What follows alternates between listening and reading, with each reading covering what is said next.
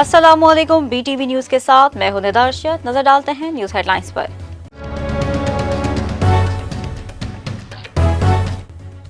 P D M کا حکومت مخالف احتجاج کا دوسرا مرحلہ شروع، مردان میں پاور شو، مولانا فضل الرحمان، مریم نواز اور دیگر رہنماؤں کی شرکت۔ مولانا فضل الرحمان کہتے ہیں کہ احتساب کے عمل میں نہیں، عمران خان شکنجے میں ہیں۔ مریم نواز کہتی ہیں کہ عوام ثاقب نثار کے صادق اور امین کو ڈھونڈ رہے ہیں، 400 استعفے آ جائیں گے تو وزیر اعظم رہنا مشکل ہوگا۔ بھارت کے ساتھ بیک چینل ڈپلومیسی کی گنجائش نہیں ہے، وزیر خارجہ شاہ محمود قریشی کہتے ہیں بھارت نے مقبوضہ کشمیر میں مظالم برپا کر رکھے ہیں۔ بھارت مقبوضہ وادی میں ظلم و ستم ختم کرے تو بات چیت کا ماحول بن سکتا ہے۔ مقبوضہ کشمیر میں بھارتی مظالم جاری ہیں، بنیادی انسانی حقوق پامال ہیں اور ڈبل لاک ڈاؤن لگا رکھا ہے۔ لائن آف کنٹرول پر بھارتی افواج کی جانب سے سیز فائر کی خلاف ورزی پر بھارتی ناظم الامور کی دفتر خارجہ طلبی، پاکستان کی جانب سے شدید احتجاج ریکارڈ کرایا گیا۔ ترجمان دفتر خارجہ کے مطابق بھارت اقوام متحدہ سلامتی کونسل کی قراردادوں پر عمل درآمد یقینی بنائے۔ بھارتی افواج کی گزشتہ روز تتا پانی اور جنگ روڈ سیکٹرز پر بلا اشتعال فائرنگ سے ایک خاتون شہری شہید اور 3 شدید زخمی ہو گئے تھے۔ ترجمان دفتر خارجہ کا کہنا ہے کہ بھارت کا معصوم شہریوں کو جان بوجھ کر نشانہ بنانا قابل مذمت ہے۔ نیول ہیڈ کوارٹرز اسلام آباد میں امیر البحر ایڈمرل محمد امجد خان نیازی کی صدارت میں پاک بحریہ کی کمانڈ اینڈ اسٹاف کانفرنس کا انعقاد۔ کانفرنس میں ملک کی سیکورٹی صورتحال، پاک بحریہ کی آپریشنل تیاریوں اور جوانوں کے تربیتی اور فلاحی امور کا جائزہ لیا گیا۔ ترجمان پاک بحریہ کے مطابق کانفرنس میں نیول چیف کو پاک بحریہ کے مختلف دفاعی منصوبوں پر تفصیلی بریفنگ دی گئی۔ نیول چیف نے ملک میں کرونا وبا کے پھیلاؤ کو روکنے کے لیے حکومتی پالیسیوں پر مکمل عمل درآمد کے حوالے سے فیلڈ کمانڈر کو ہدایت بھی کی ہیں۔ کہا پاک بحریہ کسی بھی قسم کی جارحیت کا منہ توڑ جواب دینے کے لیے ہمہ وقت تیار ہے۔ سانجے کی ہڈیاں اب بھی چوراہے پر پھوٹ رہی ہیں، وفاقی وزیر اطلاعات و نشریات سینیٹر شبلی فراز کا دعویٰ۔ کہتے ہیں پی ڈی ایم میں شامل مفاد پرست ٹولے کی سمتیں مختلف اور منزلیں جدا ہیں۔ مولانا فضل الرحمان کے حوالے سے ان کی جماعت کے مولانا شیرانی اور حافظ حسین احمد کے بیانات واضح گواہی ہیں۔ ذاتی مفاد کو فوقیت دینے والوں کو رسوائی کے سوا کچھ نہیں ملے گا۔ منتشر الخیال اپوزیشن کی انتشاری سیاست میں ملک اور عوام کا بھلا نہیں۔ پی آئی اے کی جانب سے سعودی عرب کے لیے کارگو پروازیں چلانے کا اعلان۔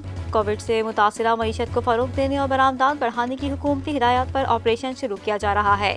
پی آئی اے کے ذریعے سعودی عرب کے لیے کارگو پروازوں سے پاکستان سے پھل، سبزیاں اور حلال گوشت سعودی عرب کو برآمد کیا جاتا ہے۔ کراچی کے عوام کے لیے اچھی خبر، اب کراچی کی سڑکوں پر گرین اور اورنج لائن بسیں دوڑیں گی۔ گرین اور اورنج لائن بسوں کی خریداری کے معاملے پر چینی کمپنی زونگ تونگ کے ساتھ معاہدے پر دستخط کر دیے گئے ہیں۔ معاہدے کے مطابق زونگ تونگ گرین لائن کے لیے 80 اور اورنج لائن کے لیے 20 بسیں دے گی، جبکہ بسیں آنے میں 5 سے 6 ماہ لگیں گے۔ S I D C L کے مطابق 6 ماہ میں گرین لائن اور اورنج لائن کی بسیں موصول ہو جائیں گی۔ بسیں مقررہ مدت میں ملنے کی وجہ سے منصوبے کا پہلا فیز مقررہ وقت میں بحال ہو سکے گا۔ برطانوی سیاستدانوں نے خبردار کر دیا ہے کہ کرونا وائرس کی نئی قسم نرو ٹیگ دیگر کے مقابلے میں 71% زیادہ پھیلاؤ کا باعث بن سکتی ہے۔ یہ وائرس بچوں کو زیادہ متاثر کر سکتا ہے۔ نئے وائرس کا پھیلاؤ ممکنہ طور پر جنوب مشرقی انگلینڈ سے شروع ہوا ہے۔ ان علاقوں میں بیکنگھم شائر، آکسفورڈ شائر، کینٹ اور سرے کاؤنٹیز شامل ہیں۔ برطانوی حکومت نے وائرس کی نئی قسم کے پھیلاؤ اور سنگینی کا جائزہ لینے کے لیے اہم اجلاس طلب کر لیا ہے۔ ملکی کرنٹ اکاؤنٹ خسارہ میں کمی، اسٹیٹ بینک کے مطابق رواں مالی سال کے ابتدائی 5 مہینوں میں جاری کھاتوں میں 1 ارب 64 کروڑ ڈالر فاضل رہے۔ ترسیلات زر رواں سال 5 مہینوں میں گئے برس سے 2.5 ارب ڈالر زیادہ ہیں۔ نومبر میں تجارتی خدمات اور آمدن ادائیگیوں کے بعد تقریباً 45 کروڑ ڈالر فاضل رہے۔ سال 2020 ایویشن کے لیے تباہ کن سال ثابت ہوا۔ لاک ڈاؤن، عالمی سفری پابندیوں کے باعث ایویشن انڈسٹری کو 1 ارب 60 ارب کا نقصان ہوا۔ قومی ایئر لائن کو 107 ارب ریونیو شارٹ فال، 22 ارب سے زائد آپریشن خسارے کا سامنا۔ فلائٹ آپریشن معطلی سے سول ایویشن کو ایروناٹیکل چارجز کی مد میں 31.5 ارب کا نقصان برداشت کرنا پڑا۔ خسارے میں کمی کے بعد رواں سال کے لیے 194 ارب ریونیو ہدف مقرر کیا۔ انٹرنیشنل کرکٹ کونسل نے T20 کی نئی رینکنگ جاری کر دی۔ جاری کردہ رینکنگ کے مطابق ڈیوڈ میلان پہلے، بابر اعظم دوسرے، لوکیش راہل تیسرے پر رہے۔ گلین میکسویل اور وراٹ کوہلی 1-1 درجے ترقی کے بعد بالترتیب 6 اور 7ویں پوزیشن پر آ گئے۔